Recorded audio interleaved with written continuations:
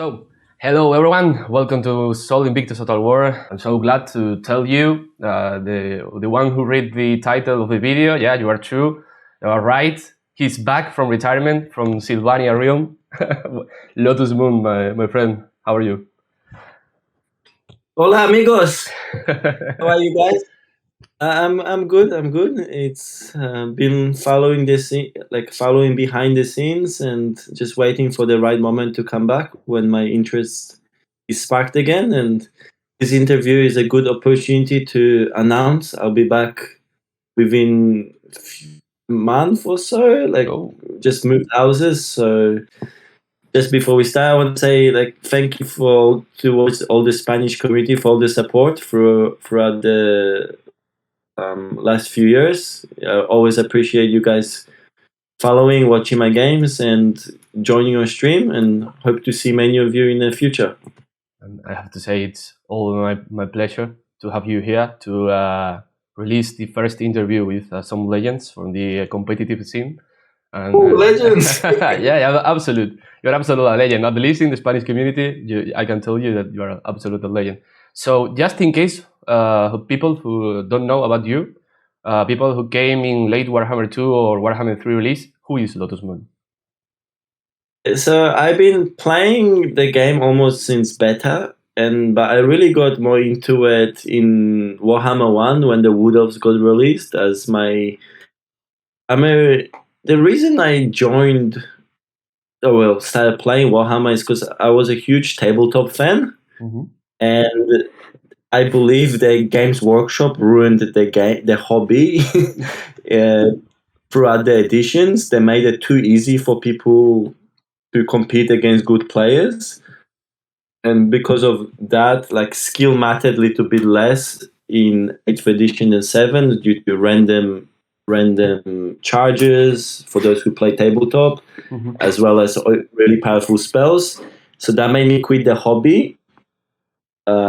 Few years later, my best friend told me, "Hey, they have the computer game based on Warhammer." I'm like, "Oh, what is it?" And we used to play medieval, so I knew what Total War was, and that got me intrigued. Wow, they got the Total War engine with Warhammer. It sounds amazing. So then I waited till one of the factions I like is introduced, which was Wood Elves, and then I started playing the game. I realized, hey, it's pretty fun. Started playing more. I'm like, hey, I'm pretty good at it. I was good at tabletop. I became good at this.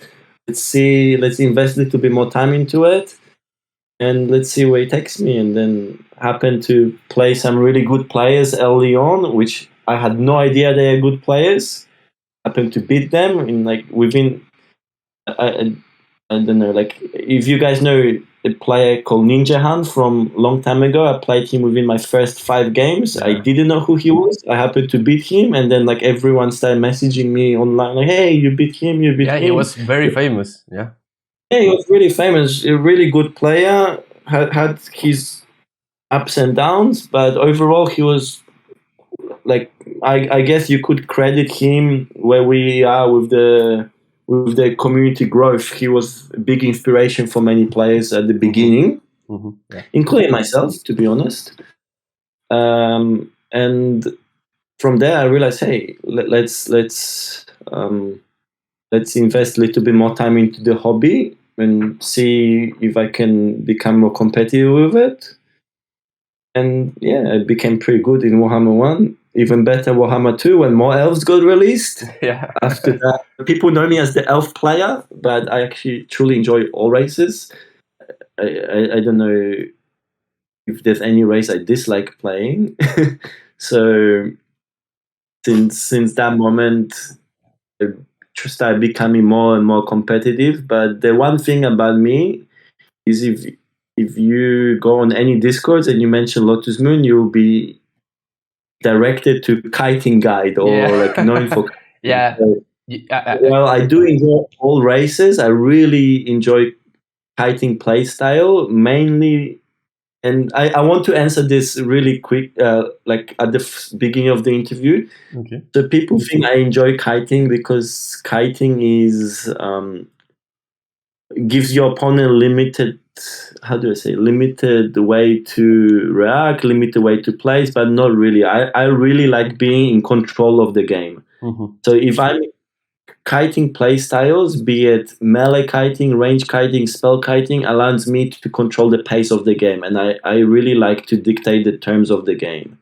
And when I don't get to dictate the terms of the game, I would say I enjoy the game a little bit less. Like win or lose, I enjoy a little bit less. Whereas if I dictated the pace and my opponent outplayed me and won, I come out of the game really happy.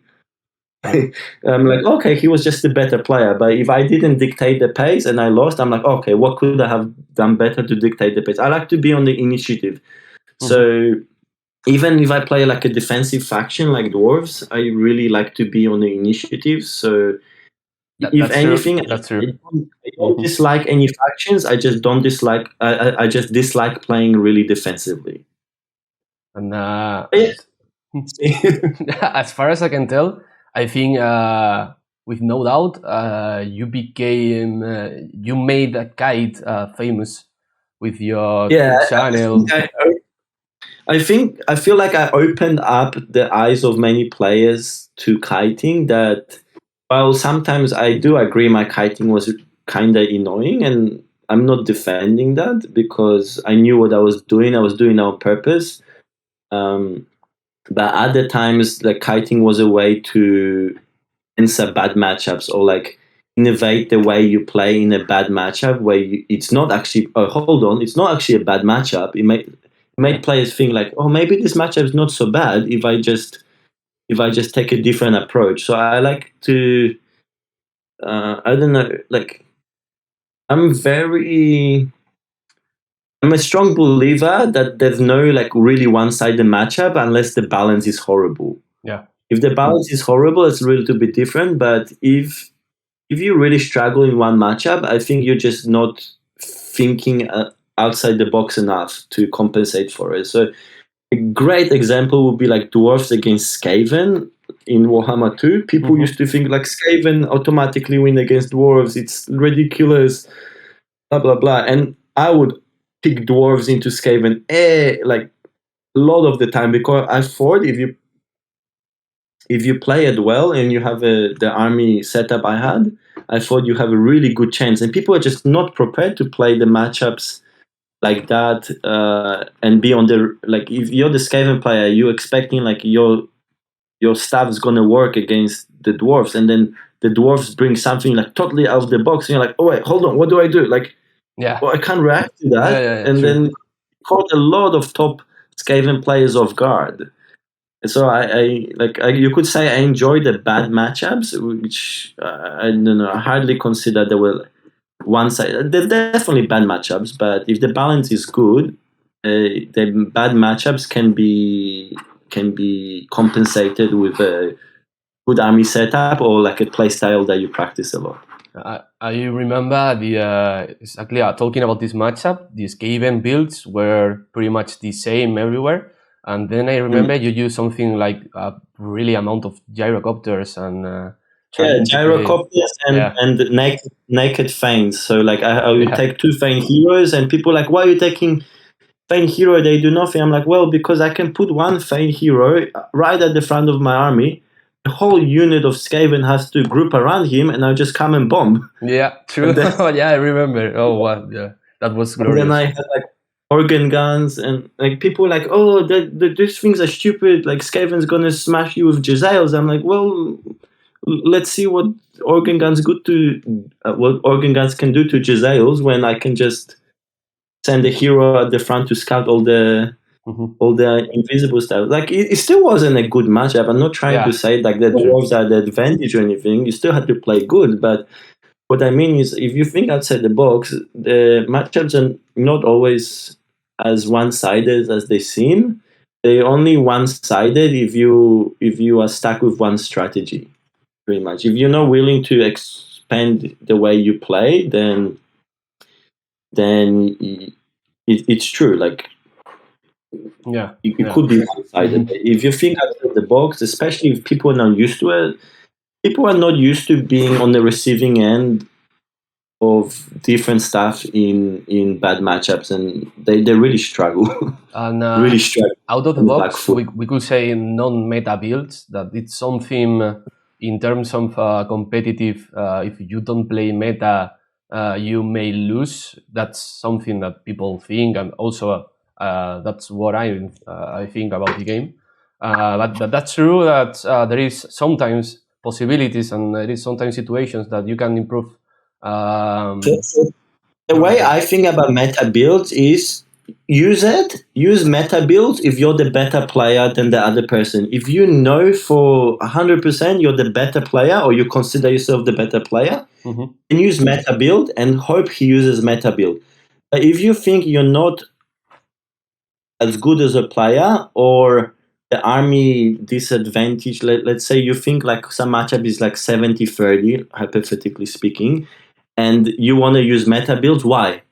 If you think you're the same player, then you're putting yourself in a situation where you're going to lose. So think outside the box, try something new. If you're already going to lose the game in your mind, why not try something to take him off guard? Pick all Vanguard, pick like commit to one strategy, like yeah, like trick him. You know what I Yeah, mean? Like that could be one-sided too, but it's risky, but it could work. you're Yeah, not going to improve as a player if you're just copying other people. yeah, true. Yeah, You know, that's find true. what you like, and if what you like is not working, then practice it so much until it's working. Mhm. Yeah, so That's so we could say meta is to play the safe way, right? The safe way to get better faster. I From would anyone. say meta is what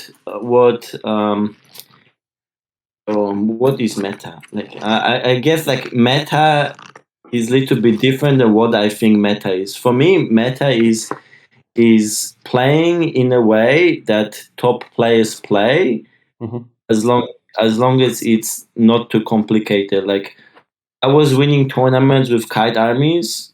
Sorry, I'm talking about myself Yeah, too much, sure. but You are I, the I best was playing example. tournaments with kite armies and I was winning, and then the people like, oh yeah, this is going to smash everyone, it's so good. And then the same people who said that, they tried to use my armies and they lost like 9 out of 10 games with the same army. Or like Yeah. a perfect example is, do you remember Turin made a video about Falcon High Elf Army, like with the river archers and dragons and techless, like unstoppable river army. Was it Turin or Indie Pride? One of them made a video Okay. about About. Falcon's army. It Mhm. was like, oh, this invincible high elf army is so good, like it's going to smash everyone. And then people try use it against me, against others, and they were just not good players. They got smashed. Like the thing is, like Falcon's a really really good player, and he used the army really well.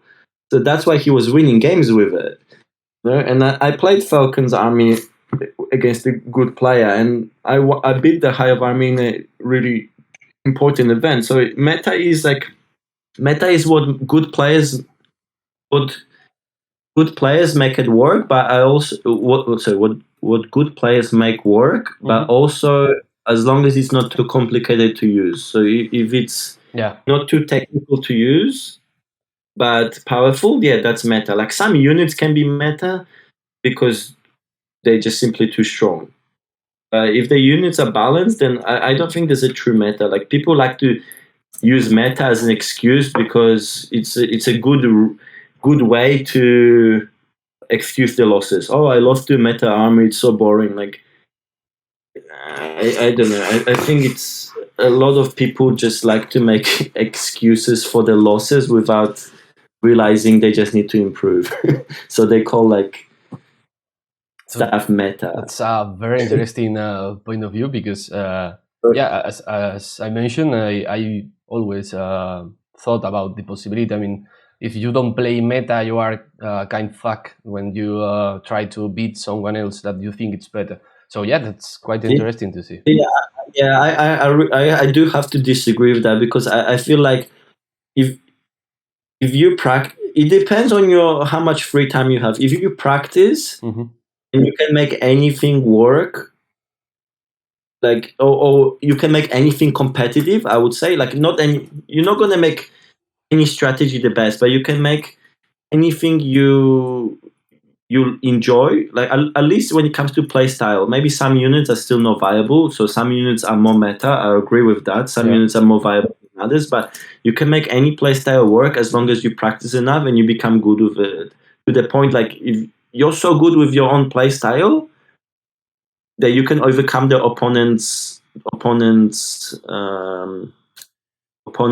like meta builds or meta playstyles. Like, maybe you can't overcome it in every single matchup, but I would say in majority. Like that's why I'm known for elves, because I played elves my way, the way I wanted to play, and a lot of matchups people considered really hard for elves, I would consider really good for elves. Yep. Mm-hmm. And like I would say, I never played like the Wood of 20 stack because I just wasn't enjoying it, even though that was meta, because that was easy to use and it had a good outcome. Well, I guess that's what meta is: easy to use with a high chance of outcome. But for me, that wasn't enjoyable. So I feel like if you think you have to play meta, I disagree. I just think you need to practice what you enjoy more against meta builds. Like ask players to play like what's standard now and practice against that to the point where you start winning. Like, of course, adjust your build when you need it, but I think more people should play what they enjoy more.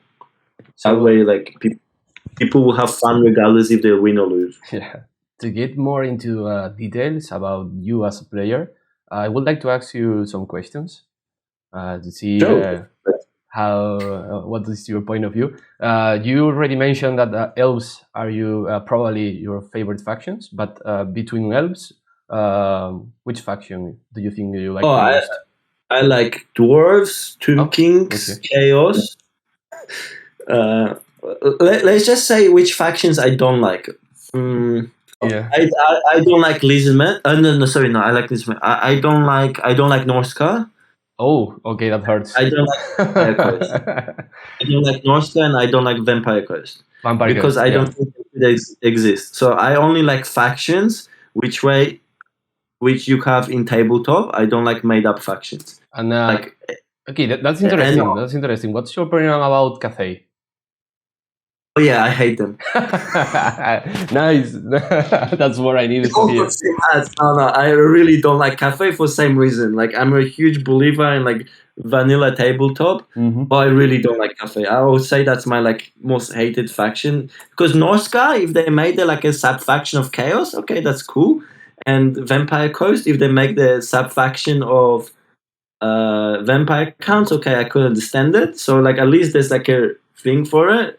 But Cafe, oh no. Like, oh, like, I fear there are a lot of more to come about Cafe. Oh, that's okay. That's okay. Just personal view. Like if there's a faction I dislike, it's Cafe. Like not because of the units or anything, just for their existence. Like I don't think they should be. Okay. Yeah. I mean, not lore, because they should exist in lore. Like if Game Workshop go off their butts and actually made Cafe, I'll be on a different view. I just feel like it's not a full-fledged action. It's for me, it's like a copy of paste of Three Kingdoms too much. Yeah, it feels like that. Yeah, like they could have done more to it, or like.